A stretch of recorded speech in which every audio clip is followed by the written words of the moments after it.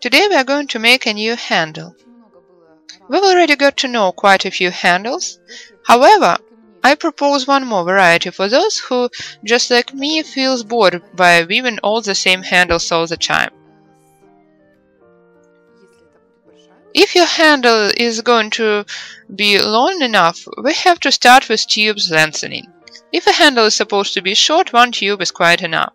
Let me show you the way I lengthen the tubes if I have to insert a wire inside. I use 1.2 mm diameter zinc-coated wire like this. Zinc-coated. Straighten it. Lead inside. The tube has been cut in its densest point, the point of rolling. It's cut beforehand in order to prepare it for lengthening. I've cut the opposite end of the second tube to prepare it for connecting as well. Now I lead wire through the tube. I've taken a longer piece of wire on purpose, it is easier to cut it afterwards. Now I connect the tubes with the help of glue. For such strong connections I use dragon glue.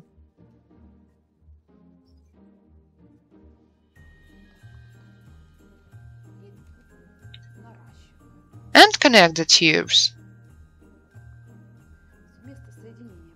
The joint is almost invisible. The glue sticks almost in no time, and you can work with tubes almost right away without having to wait till it dries. So 2 pieces of beads are ready. Now I take a working tube. You may take a tube either of a contrast or with the same color. Here is an example of a single color handle, and in this handle the double basic tubes are green and the working tubes are black.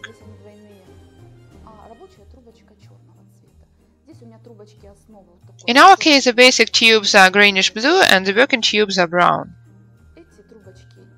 These tubes are made of copy paper. They are dense enough, so I'm using single tubes for my handle. So I moisten the working tubes. Here they are prepared beforehand. Stick the tube with dragon glue, since we started applying it already. And perform such movements. Hug the tubes and make a kind of cross.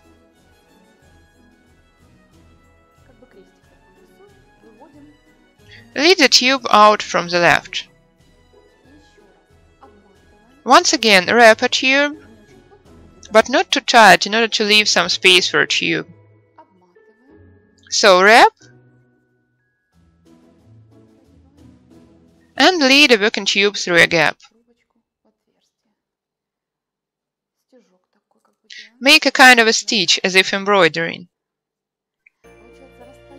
The interval between the poles is equal to the width of the working tube when flattened.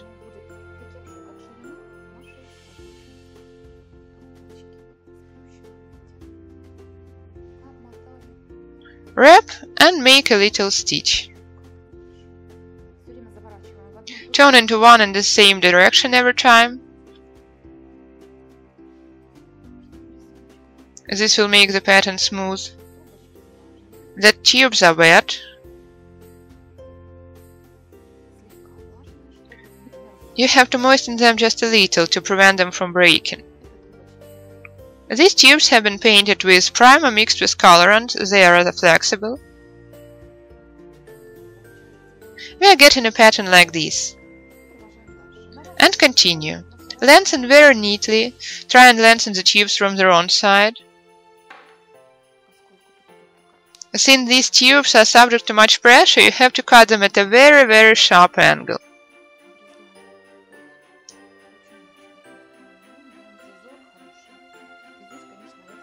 And I always apply glue to such constructions where a working tube undergoes much reshaping.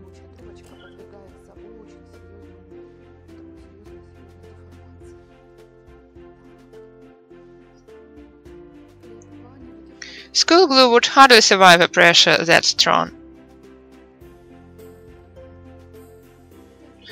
Well, maybe it would if we were sick, but I've gotten used to applying this water-resistant glue.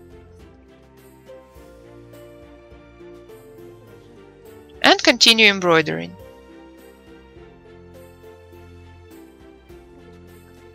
A tube is just a little bit moist.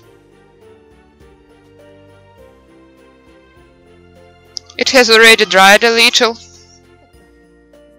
And continue embroidering in the same way. I've left the ends unengaged on purpose in order to weave this handle separately and be able to attach it to any kind of an article later. In these articles, I have woven the handles as a whole, attached the poles at first and then started wrapping them with a working tube. Look, this handle can be either straight like this. Here I've planned it curved. The advantage of this handle is that it can be either flat or curved, not only in horizontal plane, but like this as well.